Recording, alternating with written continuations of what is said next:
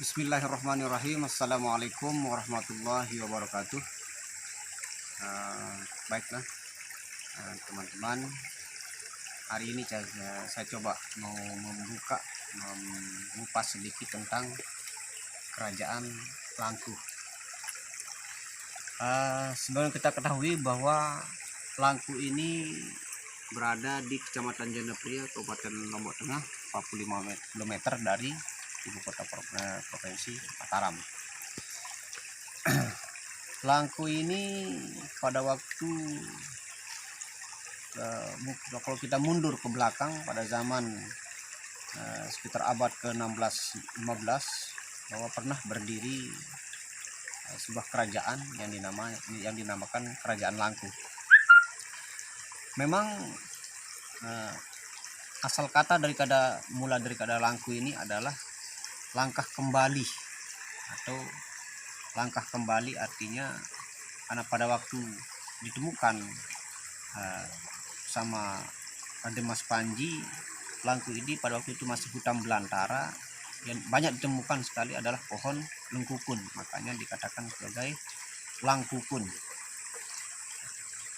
Memang banyak orang yang tidak meragukan keberadaan tentang kerajaan Langkuh ini karena posisinya sangat terpencil dan jauh dari keramaian atau ibu kota. Tapi kalau kita mundur ke belakang pada zaman abad ke-16-15, bahwa pernah berdiri suatu kerajaan atau kedatuan yang dimana Datuan Langkuh ini pernah bekerja sama dengan kerajaan tetangga seperti Pelungkung maupun kerajaan-kerajaan yang ada di Jawa.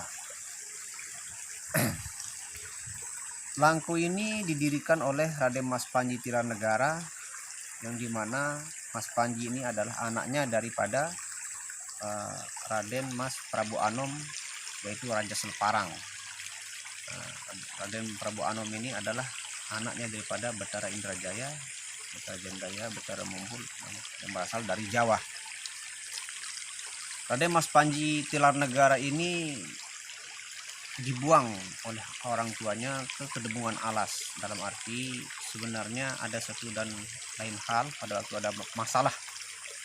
Makanya Prabu Anom, Raja Seleparang, memerintahkan kepada Patih Singgarpa untuk membunuh Mas Panji ini, tapi Patih Singgarpa tidak tega membunuh pada waktu Raden Mas Panji masih kecil. Akhirnya dia menyuruh Raden Mas Panji untuk dititipkan di Kedebungan Alas.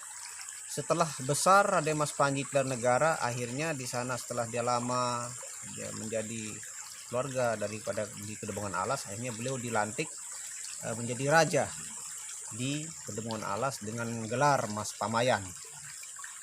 Mas Pamayan ini dilantik menjadi raja pada tanggal 30 November 1648 kalau tidak salah.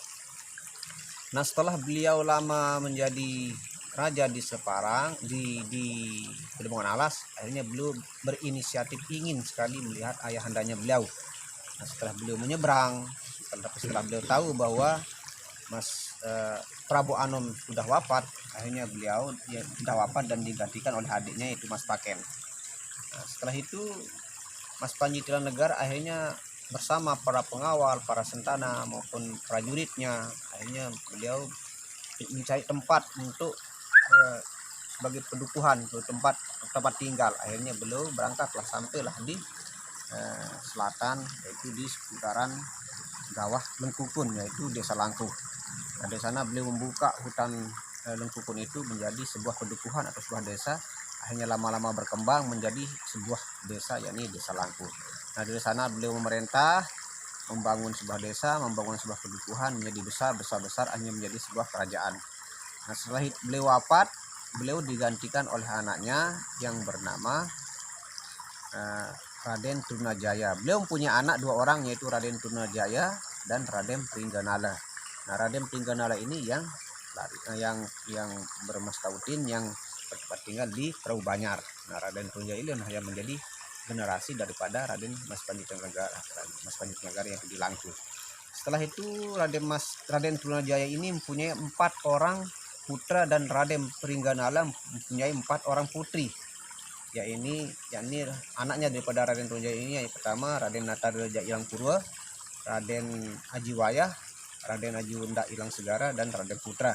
Sedangkan Raden Pringganala ini mempunyai anak empat putri, yaitu Denda Suparap, Denda Supardan, Denda Suparah, dan Denda Supayang.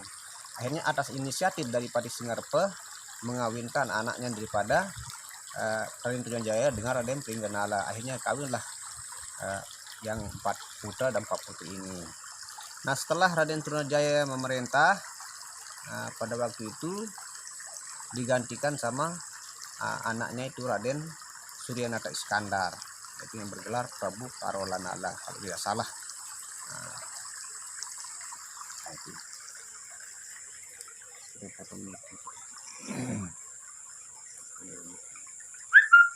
sebagai kera penutup.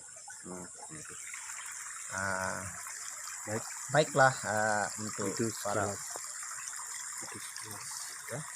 itu sekilas cerita, itu sekilas sejarah Desa Langko, dan kita akan lanjut ke besok.